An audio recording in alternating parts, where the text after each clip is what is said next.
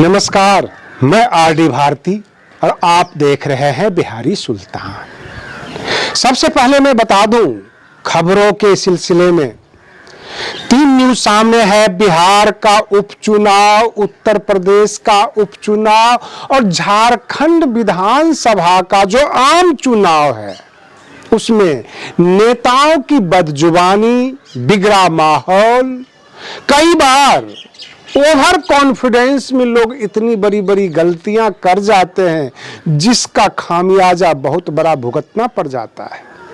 अब मैं आपको बता दूं, शायद आप सोचते होंगे कि बहुजन समाज पार्टी केवल उत्तर प्रदेश तक है, तो बिहार के रामगढ़ में जो उपचुनाव हो रहा है वहां मामला त्रिकोणीय हो गया है, यानी बसपा भी फाइट दे रही है।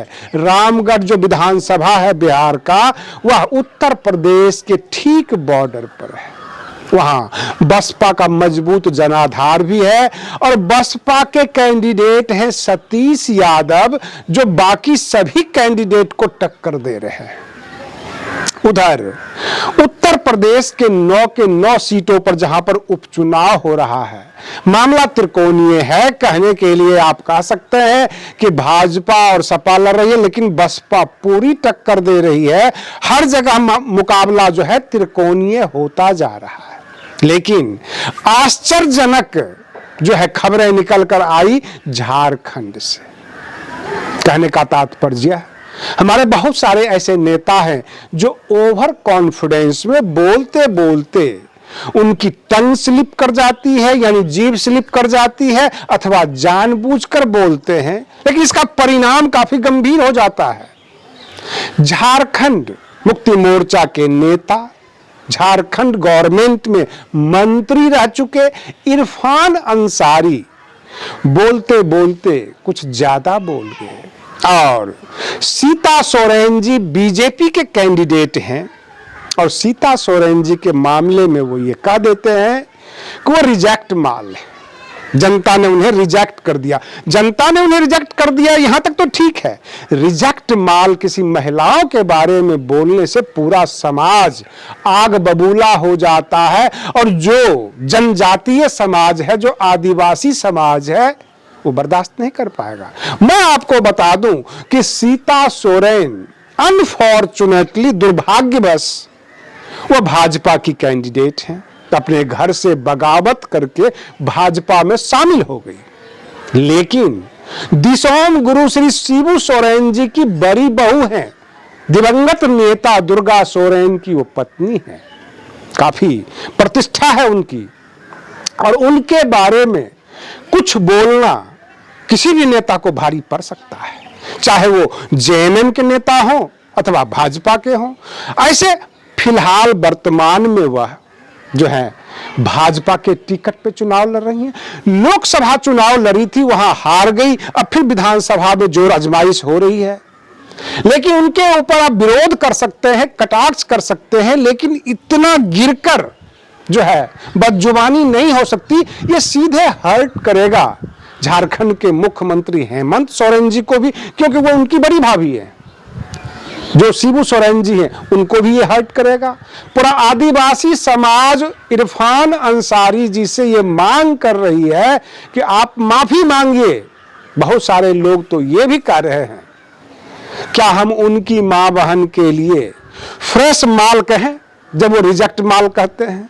तो इतनी जो है नेताओं की जुबान की अस्तर गिरी है। चुनाव में अक्सर बदजुबानी होती है, लेकिन अपना स्टैंडर्ड अनपार्लियामेंट्री लैंग्वेज का इस्तेमाल नहीं होना चाहिए। कौन सी बातें कहां चुभ जाएगी ये कहना मुश्किल है। ये आम जनता को दिल से लग गई है। लेकिन फिर भी मैं बता दूं, झारखंड मुक्ति मोर्चा की बढ़त है, लोगों में पकड़ है, लोग दोबारा हेमंत सरकार चाहते हैं। हेमंत सोरेन एक सफल मुख्यमंत्री के रूप में पिछले 5 साल में देखे गए, इसलिए जनता उन्हें पसंद करती है। लेकिन इरफान अंसारी भी दुर्भाग्यवश उन्हीं के पार्टी से हैं, जिन्होंने इस तरह की बदजुबानी किया, बयान गलत दे दिया, और उस बयान को तिल का तार बनाया जा रहा है। लोग चर्चा कर रहे हैं, जो जेएमएम को नुकसान भी हो सकता है।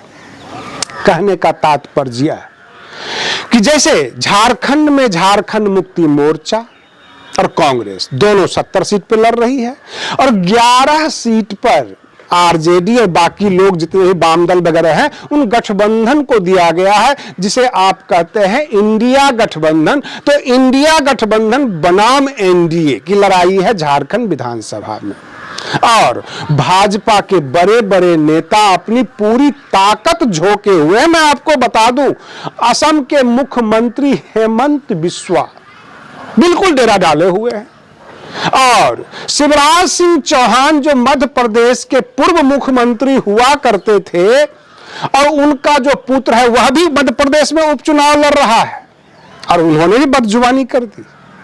उन्होंने ये कह दिया कि अगर भाजपा नहीं जीतती है तो किसी गांव में एक ईंट भी नहीं लगेगा। कहने का तात्पर्य है कोई सड़क नहीं होगा, कोई मतलब विकास नहीं होगा।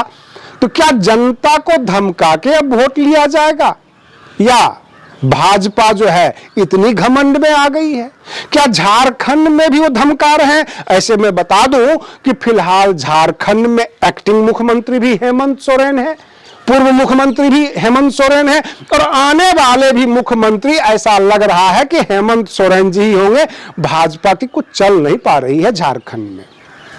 उधर उत्तर प्रदेश में भाजपा ये बार बार आरोप लगा रही है कि कांग्रेस की बहुत बुरी हार होती उत्तर प्रदेश के उपचुनाव में तो वह अपनी इज्जत बचाने के लिए सभी 9 सीटों पर जो है समाजवादी पार्टी को समर्थन दे दिया।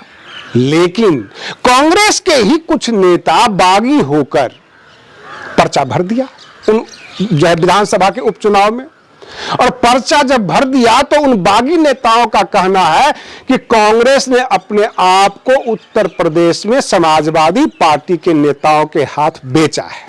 हम नहीं मानते इस तरह का समर्थन, हम तो चुनाव लड़ेंगे। और इस तरह गाहे बगाहे जो सालों भर जो कार्यकर्ता मेहनत करता है वो चाहता है कि हमें भी टिकट हो, हमारी पार्टी भी चुनाव लड़े। और जब आला कमान ये कह दे कि हम समर्थन करेंगे, हम पीछे हटते हैं, तो आला कमान यह विश्वास में पीछे हटते हैं कि पिछले चुनाव में हमें 1500 वोट में आया, 1200 आया, 2000 आया, मैक्सिमम 3000 आया उन सीटों पर जहां जहां उन्होंने छोड़ा है। तो दोनों तरफ से वो हंसी के पात्र बन रहे हैं और पार्टियां अपनी कमजोरी अपनी ताकत सब कुछ समझती है। आज के लिए बस इतना ही। आप बने रहिए बिहारी सुल्तान चैनल पर। हम फिर मिलते हैं अगले वीडियो में, तब तक के लिए धन्यवाद।